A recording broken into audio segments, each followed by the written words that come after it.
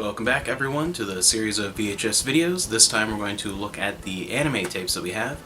This is one of those categories, as I said in earlier videos, that is just so different from when I was a kid, because I remember saving up and obsessively trying to get all the Dragon Ball Z tapes as they came out, as it was airing on Toonami, and just really being into it. And a lot of those I got rid of when DVD came out. I just kind of have some favorites, but we'll get to the DBZ eventually. It's sitting over there, going through the other stuff in the anime category. This is a great reminder, I like this one, of how anime was to me before DBZ came out and Gundam Wing and those early shows that for Americans really ushered in a renaissance of anime and eventually manga in the US starting in the late 90s into the early 2000s. We have Robotech Volume 1. And this, to me, I really like Robotech, just one of my favorite series from that time period and just in general. But this is kind of how I would normally see anime, what it was to me until that time. You go to the video store, randomly find Volume 1 and maybe Volume like 5 of Robotech, and those are the only two they ever had, ever. And that's what I watched. And there were so many different anime series to where anime to me was individual standalone movies and then random episodes of TV series. Episodes 1 through 4 and then 17 to 20, and I never saw the rest for years and years and years. That's kind of what it was. That's why I really like that tape. It reminds me of that time when anime was this weird foreign thing that was hard to get in any form. It just wasn't around a culture that had anything to do with it. It was this odd thing where, even growing up, my mom thought every single anime was DBZ. That's it. And she always called it their Dragon Ball Z. Like, they're really ballsy. Dragon Ball Z. It's just really funny. Ninja Scroll, this is one that I remember this tape would just like go from friend to friend to friend. I think between maybe 10 or 15 of us, maybe 4 of us actually owned a copy, but everyone had it in their house at some point, just kind of went around. Tenchi in Tokyo, A New Love. Oh. And the little insert popped out there for Tenchi. Armitage the Third, Polymatrix. Dirty Pair 2, really like that one. Not quite as good, but still interesting. Very different art style. But Dirty Pair Flash, Mission 2, Act 1. Again, a good example of what anime was to me back in the day on VHS. We have Bloody Rain, Curse of the Yoma. Panzer Dragoon. Not that great of a little movie slash special. It's like barely a movie. Forget how long it is, but yeah. Short, just kind of okay, but if you like the Sega Saturn games, it was like a must-buy. So it was elevated by its subject matter more than the actual quality. This is really cool here. Star Blazers, another great series that I really enjoyed. Yamato, basically. And then here we have Farewell to Space Battleship Yamato in the Name of Love. So eventually we did get some. It was originally Star Blazers in the US, and eventually we did start getting some tapes that started calling it Yamato or Space Battleship Yamato rather than the old Star Blazers, but I remember it as Star Blazers because that's how I saw it originally, and I just have a lot of fondness for that original dub. Ghost in the Shell, obviously that was coming up. Dragon Knight. And Gundam, we'll do before we get to Dragon Ball, get to Gundam. We have Mobile Suit Gundam, the movies, so the English dubbed version of the compilation movies. Really a lot of fun. I love the artwork on this box set. I was really happy when I found this. Great series, one of my favorite Gundam series. Gundam 0083 Stardust Memory, Volume 4, but just a beautiful collector's case. The OVA series Gundam 0080 War in the Pocket. We have episodes 1 and 2, 3 and 4, and 5 and 6. And most of, not complete, but it's cool just to have a little bit of it, most of my favorite Gundam series. Not the best Gundam series, I'd say overall, quality-wise, maybe Zeta Gundam I might pick as the best overall, and of course the original is just fantastic and set things in motion.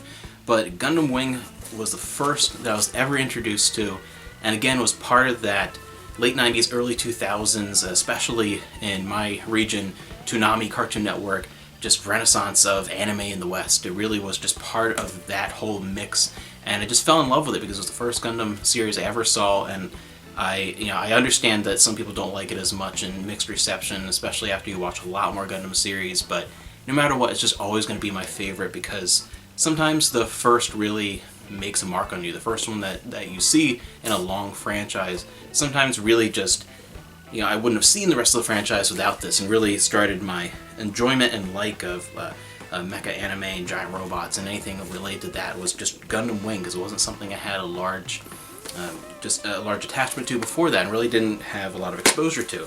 So we have a bunch of Gundam Wing tapes here. So again, not a complete set, but close enough, and I don't really need a complete VHS set when I have it on other formats.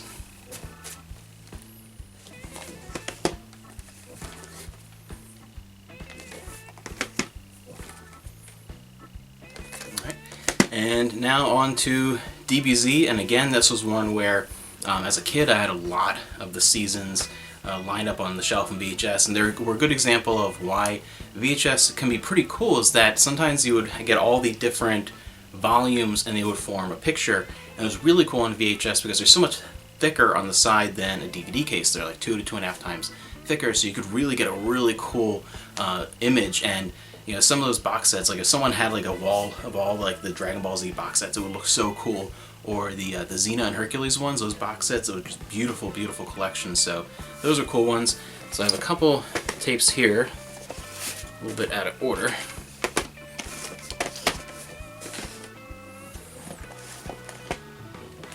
These ones I wanted to hold on to because they were so amazing in their timing. I remember grabbing both of these, and somehow I was able to get my hands on this one, the Trunks Mysterious Youth saga, before it started airing. I don't remember the exact timeline about how it happened, but I just remember I was visiting one of my mom's friends who moved to Illinois. She was a teacher at the high school, worked with my mom.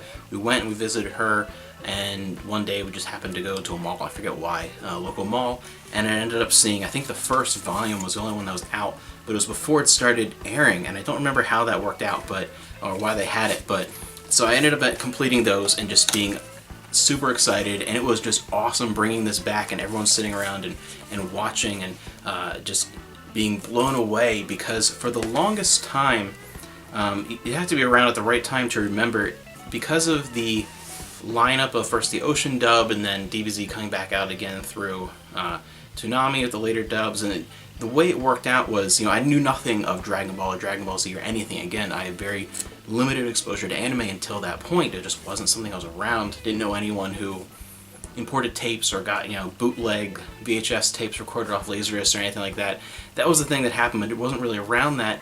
So when it was coming out and then it was re-airing, we all thought that all that existed was episode 1 of DBZ, like Raditz coming and things like that, through the end of the Frieza saga. We thought that was the end of the series for the longest time, and then realizing, holy cow, there's more of it.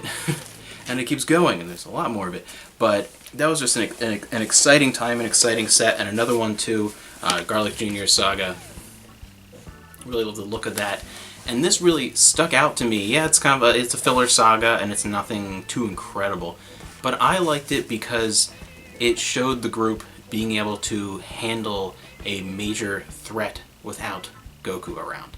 I really just enjoyed that, and I liked it for those reasons.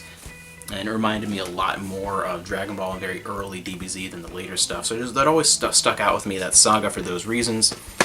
Then we have my favorites of the movies. There are some really good ones. The only other favorite of mine that's not in here is Broly, and I'm very mixed on Broly. Not the new one, obviously, the original, because there's some things about it and the character itself that are just amazing, and other things that just feel poorly fleshed out, so it's just kind of mixed, but I really enjoy those first 3 movies. I really have always liked them for some, they really stuck out with me, and they were the three. These are the three that I had on VHS. I didn't have the other movies on VHS. I don't think I had any of them ever. We just watched them over. Maybe other people had them, but these were the three that I had. So I watched them so many times and fell in love with them. But World's Strongest, Dead Zone, and again I had the Garlic Jr. saga, so gotta have the Dead Zone, and Tree of Might, which is still my favorite of the theatrical movies. It's one where I really wish there was, it's 60 minutes, just an hour. I wish there was like an hour and a half long cut that really went more into who those other people were, that when they came to Earth, and a little more background on some of the characters. I think that would have been a really fantastic movie and could have been the best movie overall. And then my two favorites overall, though, that aren't theatrical movies, are actually the two TV specials. I think those are actually surprisingly better than the actual movies. Bardock, the father of Goku. Bardock's my favorite character in Dragon Ball. Just really, for some reason, latched onto that character. So really like that. And History of Trunks, I remember everyone just going nuts over this when this came out. When this was first airing, everyone just losing their minds and being like, "This is amazing!" And yeah, it is really good. But I just really remember, I have a lot of fond memories of everyone just losing their minds when this came out and be like, "This is the coolest thing ever!" And pumping the volume up when Trunks first turned Super Saiyan, when the androids killed Gohan, and just like, yeah, everyone was super pumped up. We were just the right age for it, and it was just fantastic. So yeah, that's the anime on VHS. Not as big as anywhere, near my DVD collection of anime, or there's a lot that I would like to get on Laserdisc. But it's nice to have a lot of old favorites and tapes that really remind me of what it was like watching this type of entertainment back in the VHS days when you weren't around a lot of availability.